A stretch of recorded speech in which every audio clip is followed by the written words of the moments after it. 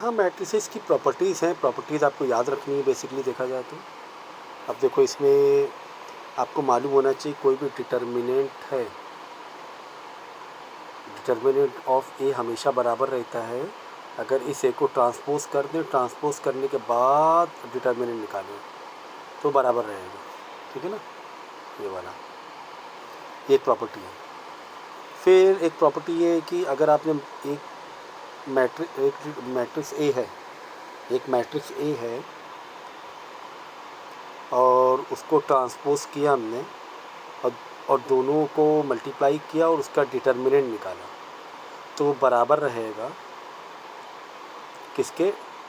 अगर हम separate determinant निकाल रहे हैं, मल्टीप्लाई अगेन ए मैट्रिक्स के ट्रांसपोज़ करने के बाद मैट्रिक्स ये निकालो, उसके प्रोडक्ट के बराबर रहेगा, ठीक है ना?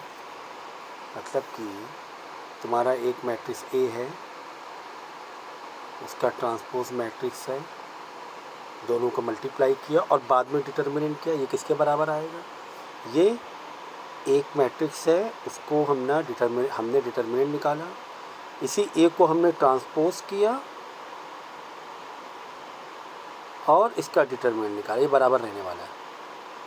तो ये भी एक प्रॉपर्टी ट्रू है। दो प्रॉपर्टी ट्रू होगी। तीसरी प्रॉपर्टी जो है आपको दिया गया है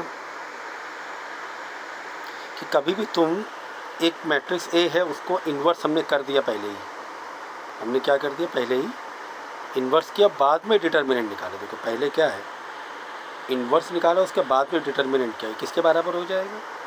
पहले हमने उस मैट्रिक्स का डिटर्मिनेंट निकाला, उसके बाद इन्वर्स किया, वो बराबर रहता है। पहले इन्वर्स किया, बाद में डिटर्मिनेंट निकाला, और या पहले डिटर्मिनेंट निकालो बाद में इन्वर्स किया, दोनों ही बराबर रहने वाला है। तो आपके चार ऑप्शन दिए थे, ये वाला, ये तो कह रहा है कि wrong, not true, not true, ये ट्रू है, ये क्या है? ट्रू है ये। तो ऑप्शन तुम्हारा फॉल्स दिया हुआ है, नॉट इक्वल टू बोला गया है, इक्वल टू है ये।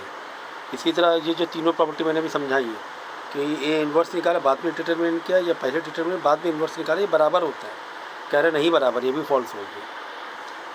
और यह भी बताया मैंने कि एक तुम्हारा मैट्रिक्स है, उसके ट्रांसपोज किया, दोनों को मल्टीप्लाई किया और डिटर्मिनेंट निकालोगे तो ये किसके बराबर होता है? उसी मैट्रिक्स को अगर तुमने स्क्वायर मारा और बाद में डिटर्मिनेंट निकाला, पहले स्क्वायर मारा बाद में, ये ट्रू होता है। इसमें तो बताया कि फॉल्स, मतलब नॉट इक्वल टू बताया, फॉल्स हो गया ना। ये वाला तुम्हारा क्या है, कह रहा है कि हाँ, एक मैट्रिक्स है ए, उसको डिटर्मिनेंट करोगे प्लस दूसरे मैट्रिक्स को ट्रांसपोज करने के बाद डिटर्मिनेंट करोगे, दोनों का प्लस निकालोगे तो ज़ीरो नहीं आएगा। हाँ, ये बात सही है कि ज़ीरो इसका आंसर नहीं आएगा, क्योंकि वो आपका टू के बराबर होता है। किसके बराबर होता है? टू ए डिटर्मिनेंट के बराबर होता है। डिटर्मिनेंट ए का डबल हो जाता है कब?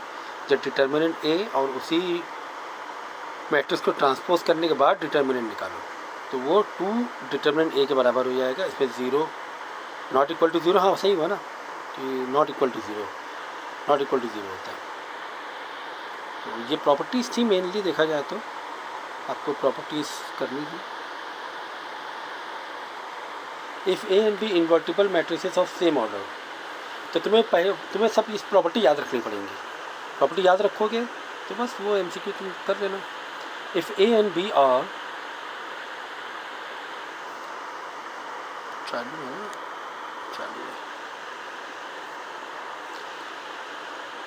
are invertible matrices of same order, then which one of following statement is not true? Not true बताना है, इन सब चीज़ का तुम्हें ध्यान रखना है। तुम्हें बताना है नॉट ट्रू, ट्रू नहीं है, मतलब फॉल्स, कौन सा फॉल्स है, ऐसे कर दिया करो। कौन सा क्या है? फॉल्स है, उसको ऐसे करके माइंड में रखा करो। Which is false, which is false. तो देख, अब तुम्हें भी यहाँ पे सारी ये पढ़नी है प्रॉपर्टीज़। विच इज़ फॉल्स बताना है। अब कह रहे हैं कि पहले वाले में सेम है ना,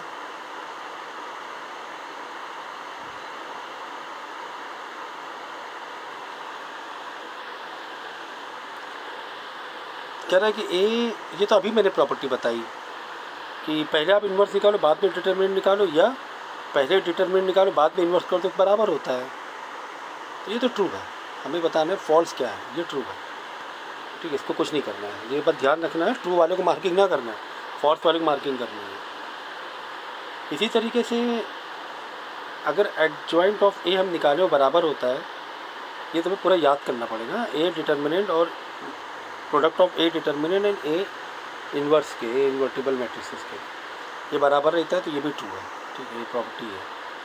इसी तरीके से ये वाला देखेंगे हम कि ए बी का होल जो इन्वर्स है, होल्स इन्वर्स होगा तो मालूम है जब वो ओपन होता है ना, ये बी वाला आगे आ जाता है, ए वाला इधर चला जाता है, और दोनों का इन्वर्स का प्रोडक्ट का इन्वर्स हो जाएगा, ठीक है। ये चीज़ याद रखना कि ए बी होल इन्वर्स है, तो उसको ओपन करोगे मतलब ये बराबर होगा किसके, बी इन्वर्स, मतलब बी पहले आएगा, ए इन्वर्स बाद में आएगा। ये मतलब ये अक्सर आती है एग्जाम में, ये प्रॉपर्टी याद रखना।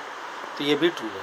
फॉल्स क्या है सर? फॉल्स ये वाला था, ए प्लस बी का इन्वर्स, नहीं ये कोई प्रॉपर्टी नहीं है, ये कोई प्रॉपर्टी ही नहीं है। ये वाली प्रॉपर्टी मल्टीप्लाई वाली है, प्रोडक्ट वाली, ये प्लस करके फिर बी को पहले ए को, ये सब कोई प्रॉपर्टी नहीं है, ठीक है। तो ये आपका नॉट ट्रू है,